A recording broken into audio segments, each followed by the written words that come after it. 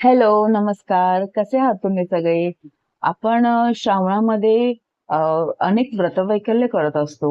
आपल्याला गुरुचरित्राचं पारायण करायचं असतं. आपल्याला श्री स्वामी चरित्र सारामृताचं पारायण करायचं असतं.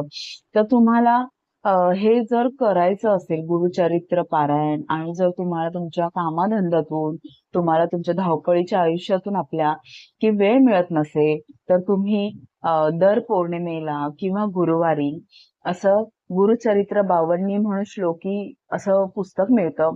हे तुम्ही दर गुरुवारी किंवा श्रावण महिन्यातल्या पौर्णिमेला किंवा दर महिन्याच्या पौर्णिमेला तुम्ही ह्याचं पठण करू शकता. खूप प्रभावी आहे हे. मी करतेला गुरुचरित्र बावन्नी श्लोकी हे पुस्तक वाचते. तुम्हीही वाचा. तुम्हाला फार ह्याचा अनुभव छान मिळेल. गुरुचरित्र वाचल्याचं तुम्हाला फळ प्राप्त होईल. बाय.